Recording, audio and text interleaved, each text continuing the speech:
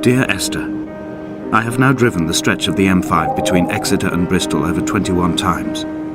But although I have all the reports and all the witnesses, and have cross-referenced them within a millimetre using my Ordnance Survey maps, I simply cannot find the location. You'd think there would be marks to serve as some evidence.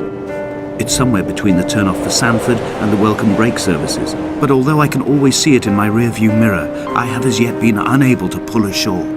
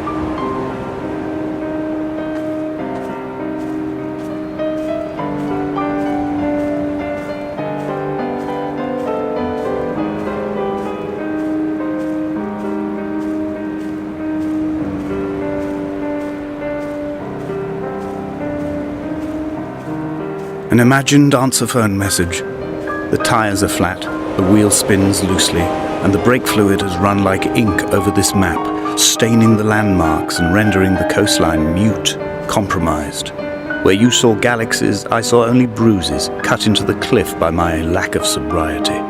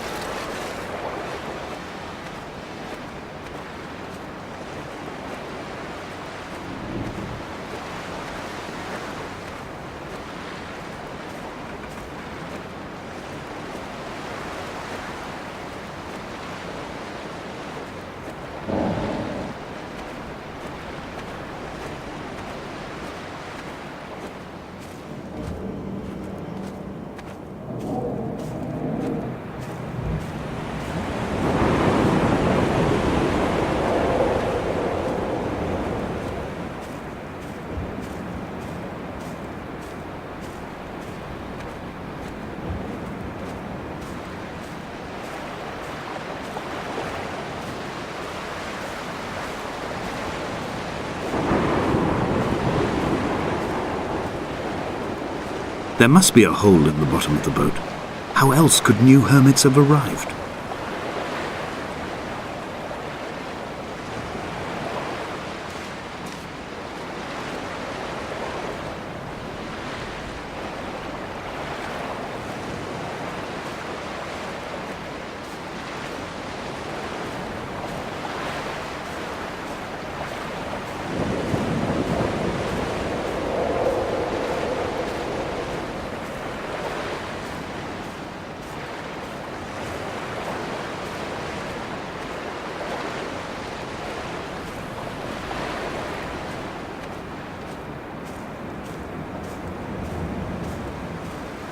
I had kidney stones, and you visited me in the hospital. After the operation, when I was still half submerged in anesthetic, your outline and your speech both blurred. Now my stones have grown into an island and made their escape, and you have been rendered opaque by the car of a drunk.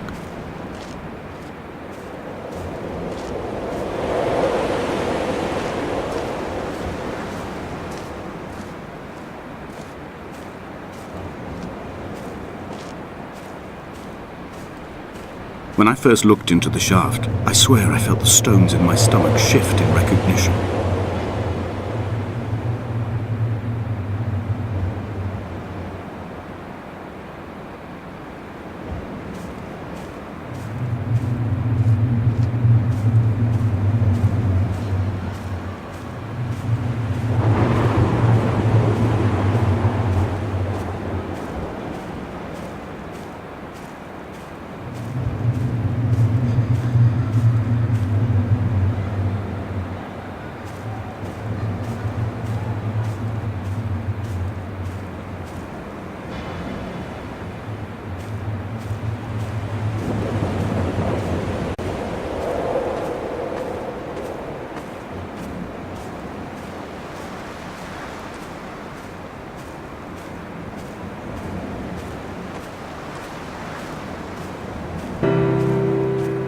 I've begun my ascent on the green slope of the western side. I've looked deep into the mountain from the shaft and understood that I must go up and then find the way under. I will stash the last vestiges of my civilization in the stone walls and work deeper from there. I'm drawn by the aerial and the cliff edge. There is some form of rebirth waiting for me there.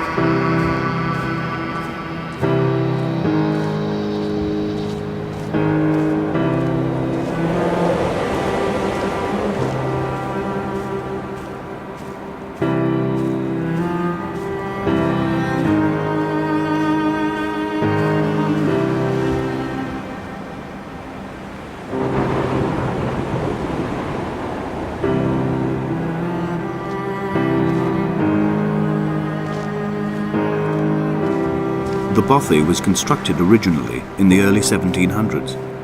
By then, shepherding had formalized into a career. The first habitual shepherd was a man called Jakobsen, from a lineage of migratory Scandinavians. He was not considered a man of breeding by the mainlanders. He came here every summer whilst building the bothy, hoping eventually that becoming a man of property would secure him a wife and a lineage. Donnelly records that it did not work. He caught some disease from his malcontented goats and died 2 years after completing it. There was no one to carve white lines into the cliff for him either.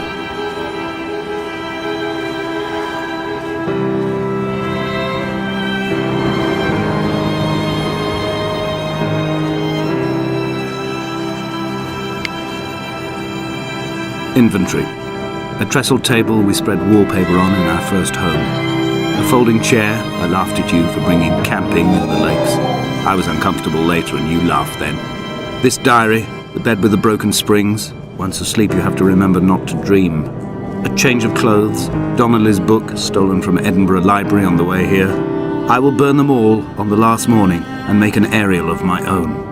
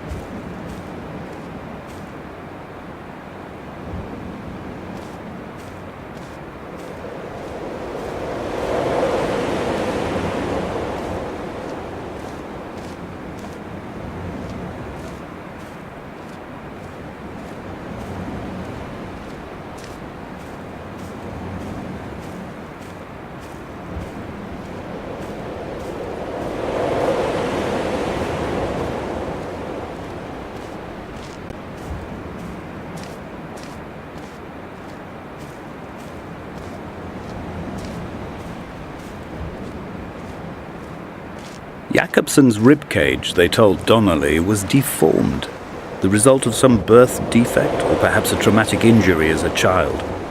Brittle and overblown it was, and desperately light.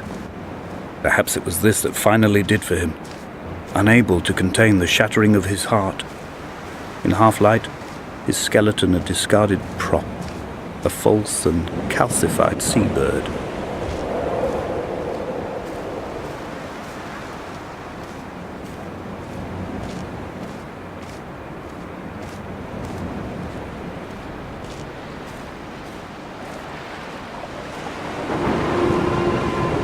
They found Jakobsen in early spring.